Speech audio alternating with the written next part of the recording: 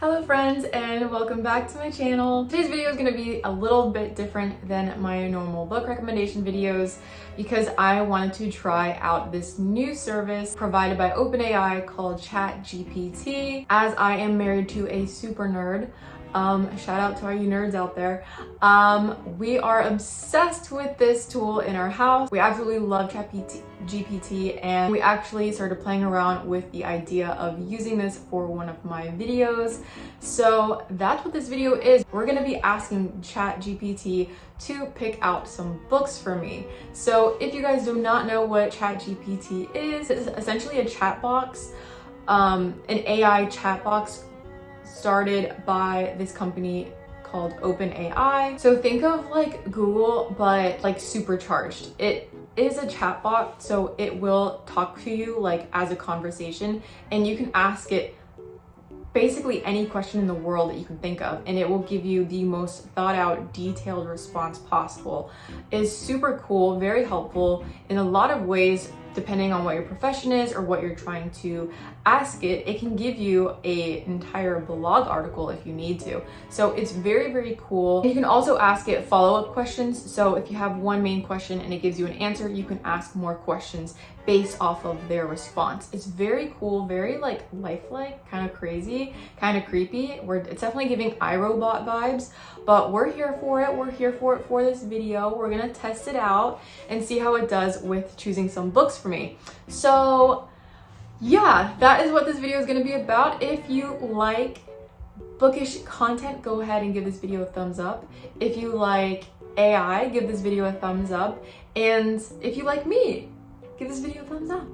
But without further ado, let's get into this video. All right, so I have my computer here and I'm gonna pop up on the screen what I'm looking at. We're gonna go ahead and start asking this bot some questions. All right, so I am pretty interested. I don't know exactly what. Let's start with an easy question. All right, like what is the #1 book in 2022? Okay, so actually it doesn't seem like it has the information. Okay, however, it is common for bestseller lists to change frequently and for multiple books to be popular at any given time. Okay. So then let's ask it again, this one. Okay, so then what is the #1 book in 2021? Okay, so basically just told me off, which is totally fine. So I get what it's saying. It says there's it's too broad, I guess, of a question. So let's just go ahead and start asking for some recommendations. I definitely want to read a classic novel. So let's see. What is a classic book recommendation that has adventure and romance? Let's see. A classic book that combines adventure and romance is The Count of Monte Cristo by Alexander Dumas. It is a historical adventure novel set in the 19th century following the story of a young man who is wrongfully imprisoned and seeks revenge against those who betrayed him, all while finding love along the way. Love that. And I actually already read that book, so let's see if it can give me something else. Let's do a classic book recommendation with mystery.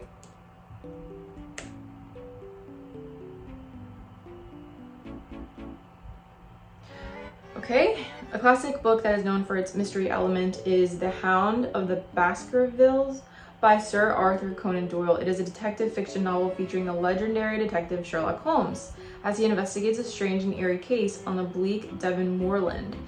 The book is considered one of the greatest detective novels and is widely regarded as a masterpiece of suspense and intrigue.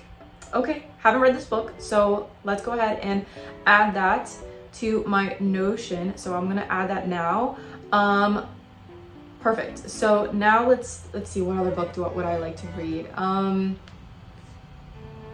Okay, let's think of a book recommendation that has fantasy and romance. A book that combines elements of fantasy and romance is A Court of Thorns and Roses by Sid. Hey, they know they're good books. It's a young adult novel set in a mystical world filled with fairies, magic, and adventure. The story follows a human huntress who finds herself caught up in a dangerous political game. Okay, very cool. All right, so I already read that one too.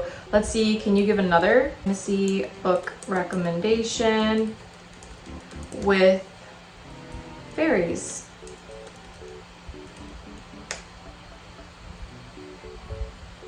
Yes, another? Oh, okay.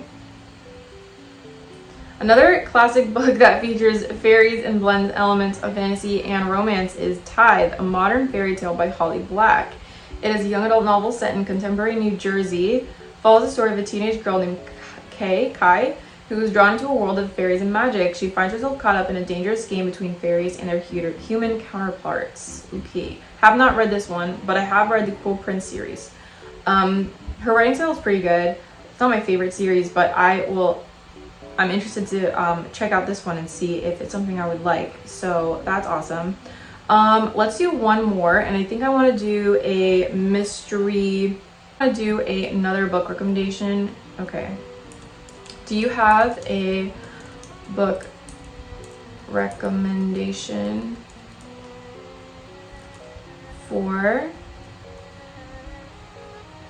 thrillers?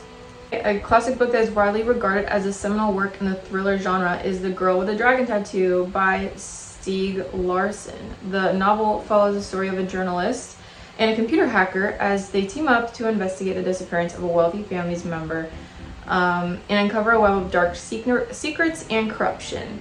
With its complex characters, gripping plot, and relentless pacing, The Girl with the Dragon Tattoo is a must-read for fans of thriller and crime novels. I have not read this book, nor have I seen the movie, and I know it was really popular back in the day, so actually I think I even have the book.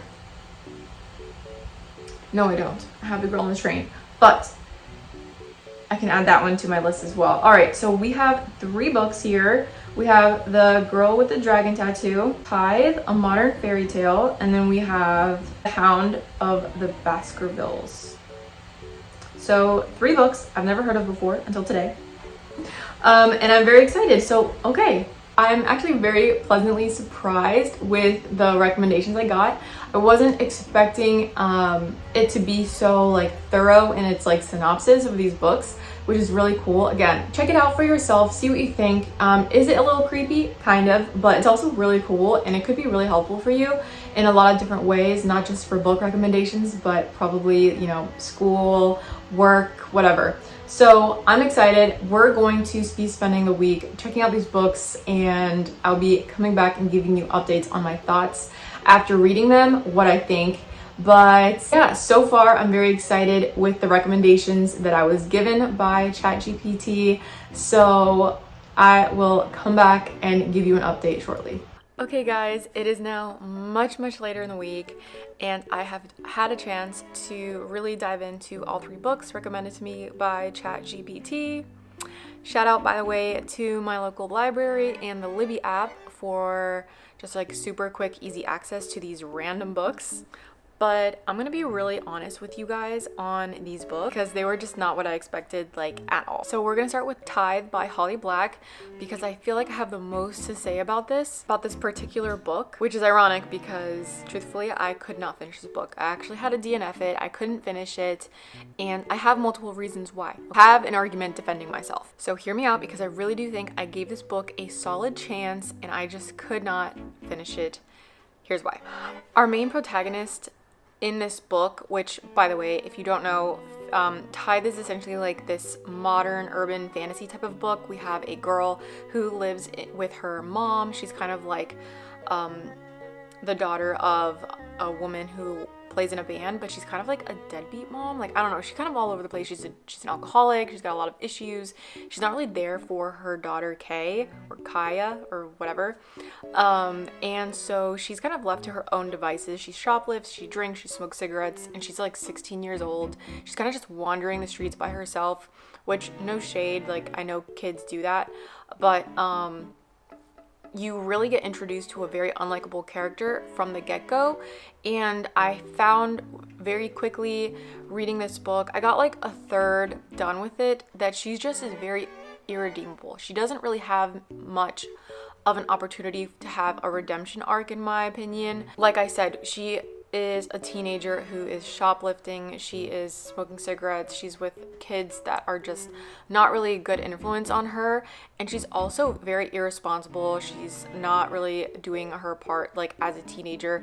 Yeah, she has like this poor upbringing, but I feel like I've read so many books where it doesn't mean that because you're in a sucky situation you're also going to be not the best kid or character.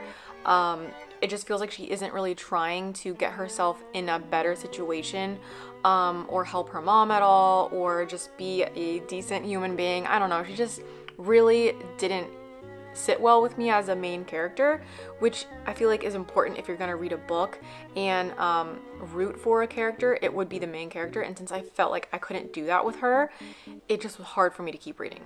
But that's just problem number one. The other characters in this story were not people that I was rooting for. Her friends I really didn't like. Her mom was just not it for me. I think the grandmother in this book was the most responsible out of everyone, but like I feel like the story was trying to make her seem as like this really strict grandparent, criticizing her daughter for letting her granddaughter Kai do whatever she wants and come home whenever she wants, when really like she's the responsible adult here.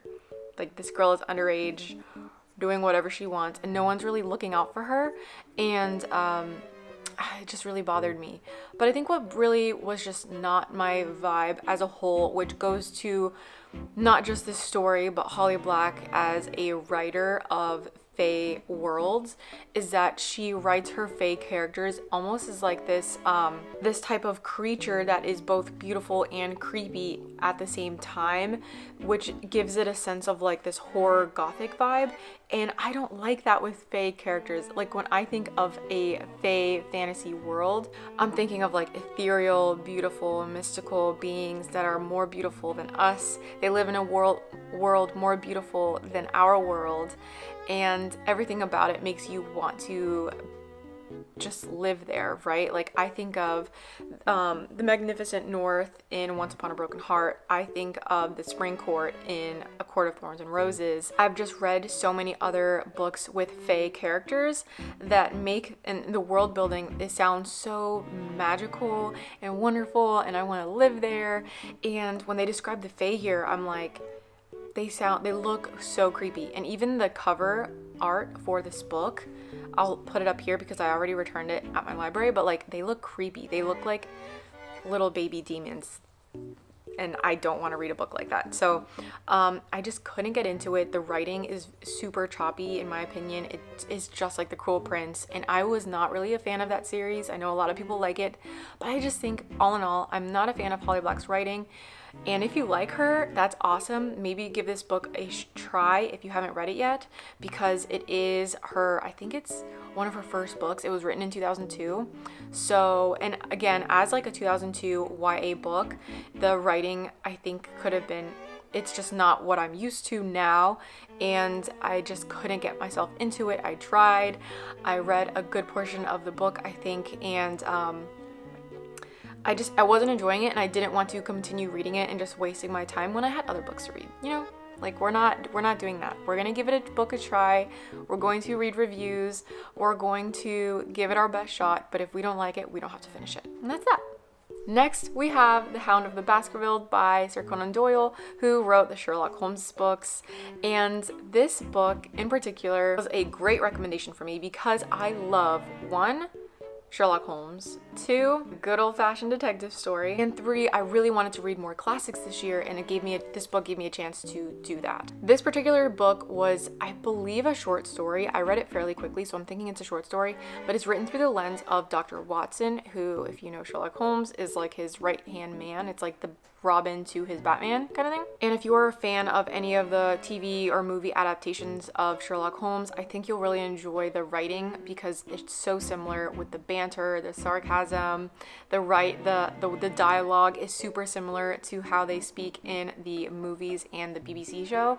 So I really liked that side of the book, and it was just a very witty tale of a case told through Dr. Watson's point of view. So we see how he interacts with Sherlock, and I thought that was unique and a nice little twist to like our main character Sherlock being the one to tell his tales. And I think if you're trying to get into reading classics or even just try out Sherlock Holmes, they're really short, they're not very long, and if you can get past like, you know, the writing from like that time period, I think you'll enjoy it because the dialogue was really funny and sarcastic, and it's a cute little detective story. I think that the case overall wasn't anything like surprising or like there's like a huge wow factor there. It's just like a cute little detective story, very cozy, and I'm glad I read it. And lastly, we have The Girl with the Dragon Tattoo. I'm gonna be really short and sweet here, but I feel like this book was just not for me for so many reasons, and I'm gonna be honest, I did DNF this book as well. I really tried, guys. I tried to get through this book for the sake of this video, but I find it really hard to push through a book when the main character, when the intro is so slow and we're getting introduced to characters back to back to back who we don't really know any of their backstory, and there's so many people they're trying to introduce you to. It gets very confusing very quickly, and the writing style for me was very choppy. So if a book doesn't get into the underlying problem fairly quickly for me, I find myself already checked out and like not really focusing, and it's so hard because I am a reader that gets like super zoned in and like I can see it in my head. I don't know if anyone else is like that when they're reading books, but for me it's very real, and I could not focus on that. I couldn't see it like capturing in my mind, and when I'm trying to read what this main character or these characters are doing, I don't even know how to pronounce their names because it's a translated work, which is probably another reason why it was hard to read for me. I feel like the translation was maybe a little off, but like the sentences were just really short when they were describing what one of our characters was doing. So like an example said, here's an example. So we have, he put on a pot of coffee and made himself 2 sandwiches. He had not eaten a proper meal all day, but he was strangely uninterested in food. He offered the cat a piece of sausage and some liverwurst. After drinking the coffee, he took the cigarettes out of his jacket pocket and opened the pack. What did that do? Why? Couldn't figure out why something like that would be in the book. It doesn't give this character any depth. It doesn't make me like him or dislike him at all. It's just there. And I felt like that was the writing style continuously, so I just feel like I'm going to watch the movie because I love Daniel Craig and I know that he's I think he's like the investigator in this, so I'm going to find it, I'm going to watch it, and I've heard it's a really good movie. I'm sure it's a good book as well, but I feel like it being translated to English, it just was not gripping me. So unfortunately, I couldn't finish this book either. As hard as I tried, I really couldn't. But I will say that this movie, I think, would go very well with some Halo Top ice cream, some salt and vinegar chips. That's what I'm gonna do. And I will probably put back here in the comments how I feel about the movie. And yeah, that's what we're gonna do because I just can't read it. You guys, that is this video. That is my experience with letting Chat GPT recommend me books. I feel like it was not the best, but I don't know, could it have gotten better? Should I have asked it more, like, should I have asked it different questions? Should I have been more specific with what I wanted? Maybe if I gave it like examples of books that I like, it would have recommended me books that I knew I would have liked as well that I haven't read yet. So I'm not really sure. Maybe I'll keep trying with it. I want to see what you guys do, like what your experience is with this AI. Let me know in the comments if you try it. Have you had any good recommendations with it? Or if you try it for other things, how does it help you in your everyday? I feel like this is really interesting AI and it could benefit a lot of people in different ways. And it was kind of fun just seeing what this little robot thing could do and like how smart it was with like the knowledge base for books and literature, and whether it could give me actually decent recommendations. And I feel like the classic was really good and the other two were just something I feel like other people would enjoy, but not me personally. So, but that's gonna be it for me today, guys. Thank you so much for watching, and until next time, I'll catch you in my next video. Bye.